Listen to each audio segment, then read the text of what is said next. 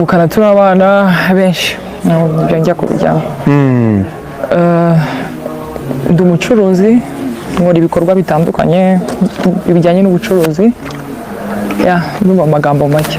Yitwa Kate Bashabe, umunyarwandakazi w'icyerekezo, umushabitsi, umunyabizinesi, umunyamideli, umugiraneza ndetse n'ibindi byinshi bigiye bitandukanye yagiye akora. Niwe washinze Kabash Fashion House, ikigo cy'imyambarire cyamufashije kubaka izina rikomeye mu Rwanda no hanze yarwo, avuye mu rugendo rutoroshye rwe rwatangiriye mu murwa mukuru wa Kigali.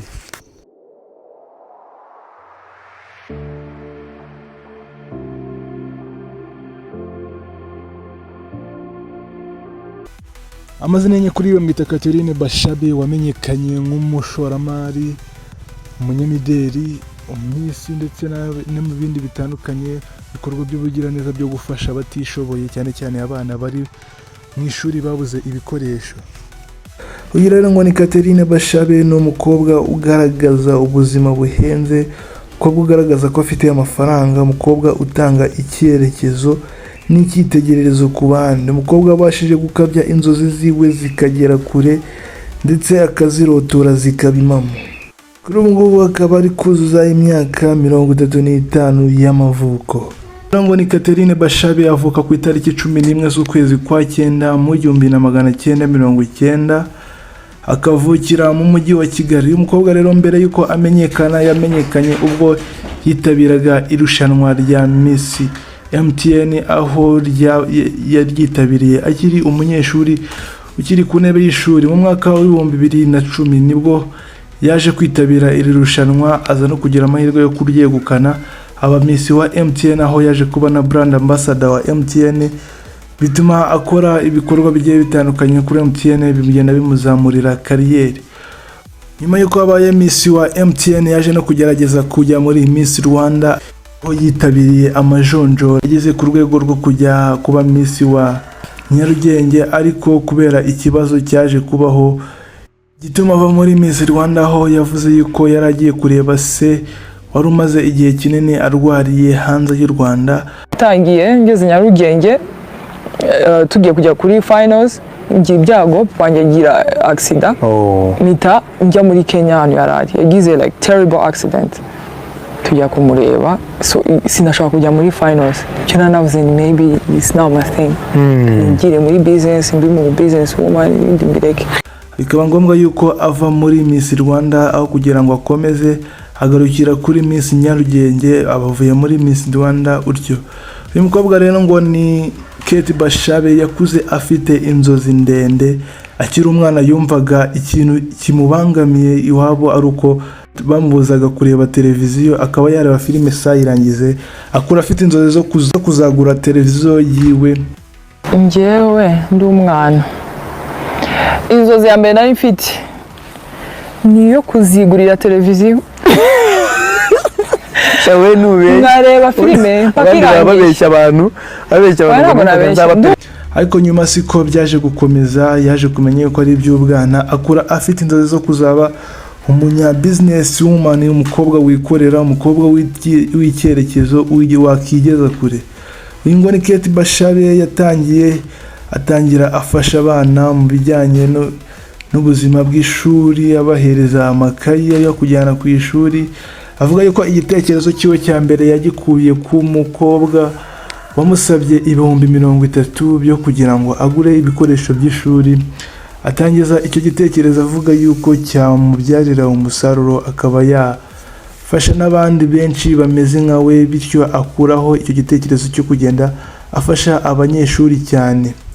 Nyuma yo kuba Miss wa MTN, yaje kubona akazi ko muri Lake Porcelain, aho yaje kukavamo. Avuye muri ako kazi akahita ashinga iduka rye ricuruza imyenda, akaryita ngo ni Kabash Fashion House, aho yashinze iryo duka ryo kugira ngo ajya acuruza imideli, dore yuko yari n'umunyamideli mu buzima busanzwe, yari umufashion.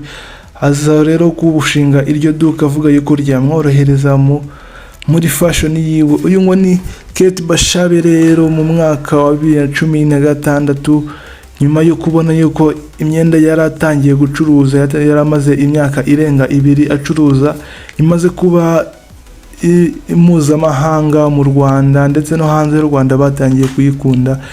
Muri 2016 yaje kwitabira imurikabikorwa muri Leta Zunze Ubumwe za Amerika, ajya kumurika ibikorwa byiwe n'imideri yiwe muri Leta Zunze Ubumwe za Amerika ku isoko mpuzamahanga.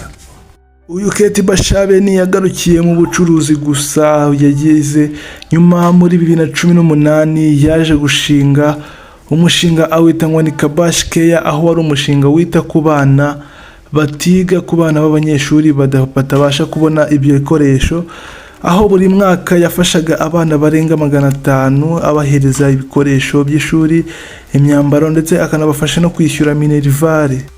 Aha agafaranga kari kugenda kaboneka, aho muri 2019 yasanze ikigo bita ngo ni Rio Estate agipropoza ko cyamwubakira inzu yiwe iherereye Rebero hariya hejuru neza ku gasozi kitegeye umujyi wa Kigali.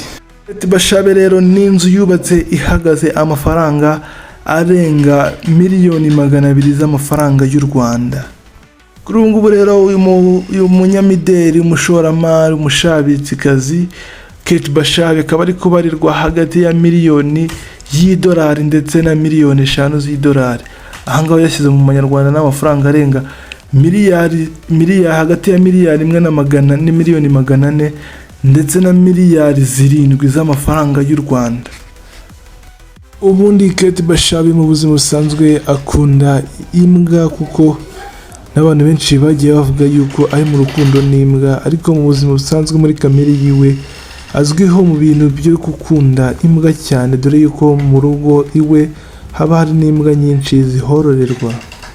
Nyuma yo gushinga Kabash Cares yo kwita ku bana badafite ubushobozi bw'ishuri, yabonaga yuko bimugora kubabonera amakayi, kujya kuyagura ku isoko, abona ko bimuhenda cyane.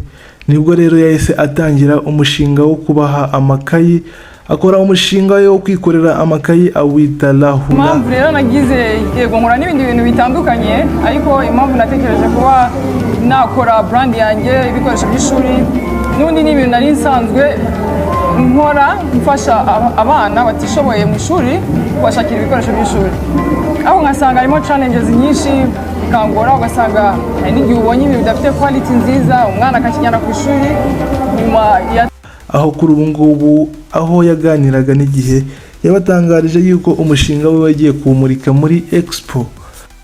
Aganira n'umunyamakuru w'igihe yavuze yuko aho umuntu hose ashobora kuba ari ubu ngubu, yaba ari hasi yaba ari hejuru, kubera inzozi ziwe ashobora kuzikabya akaba yagera kure aho ashaka hose.